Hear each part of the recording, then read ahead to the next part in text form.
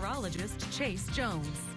Well, if you guys haven't heard the news, it was Caleb's birthday today, so if you see him running around town, wish him happy birthday, dude. Of course, it's going to be a beautiful day, but hot tomorrow, so make sure you put on plenty of sunscreen because that birthday is already over by tomorrow. Now, we're going to hold on to these triple-digit temperatures for a couple days, then we're on the cool down around those mid-90s, and we're on the lookout for a little bit more rain. Now, temperatures over the last 24 hours going from those lower 70s all the way back up into those lower 80s, fighting back and forth up into those lower 90s, and we're already down about 10 degrees, and we're going to drop 10 more degrees by tonight, but firing up into those 90s by tomorrow, so let's be ready. 82 in San Angelo, everybody else in a combination of lower 80s, if not those upper 70s across the entire area, cooling off pretty slowly tonight. I'll tell you what, 88 in Robert Lee, 78 down there in Junction, 10 degrees across the entire Concho Valley, unless you want to count Big Lake up to Sterling City, but you sort of see how we're cooling down in this pleasant pattern with some light cloud cover finally. Dew points are still down there in those 60s, while humidity indices are in those 60s and those 70s. So everything is pretty standard, pretty normal,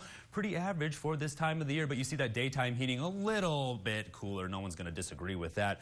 Moisture trackers really just focusing on the concentrations of orange and yellow. Now, usually by the 10 o'clock, we get a better idea of this model data, but you see how it stops just shy of the Concho Valley. So hopefully it is getting it wrong, and we won't see a whole lot of moisture as a result. Now, upper level pattern is also reflecting the same thing as the high pressure weakens by Saturday, but after the weekend, it's going to push right back up into those upper 90s. That's where we see the high pressure push back in from the east, and then it pushes all the way up into Wyoming, where we see even higher pressure, which means even hotter temperatures somehow. Now, water vapor imagery tracking the high pressure, if not the unstable side of this high, as it pushes all that moisture up from Mexico, around the Rocky Mountains, around Nebraska, and up into Minnesota. It's a whole lot of moisture. Now, off the west coast, cold air is also working in tandem with the system as it pushes more moisture up from around the west coast of California and up around the Rocky Mountains. They saw a good amount of rainfall across the entire western coast. When we take a good look at severe weather outlook, it's really just been targeting Nebraska up into Minnesota and down at the surface, getting a better idea of those alerts.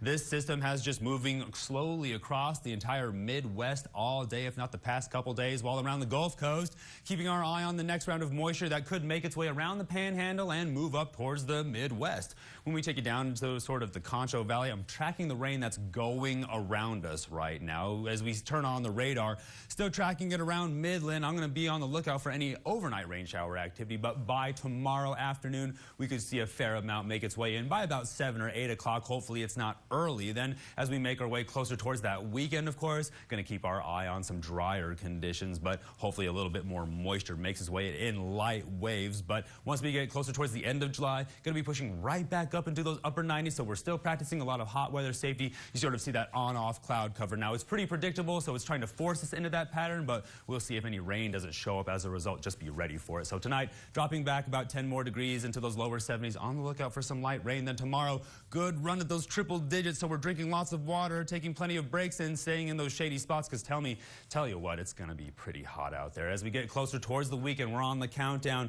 going to be holding on to those hot temperatures. I keep saying it, cooling off with a little bit of rain, and then I keep saying it because it's just sort of being this way for the last couple weeks with winter right around the corner. I say that, I mean fall. Everybody's been talking about Christmas in July and summerween.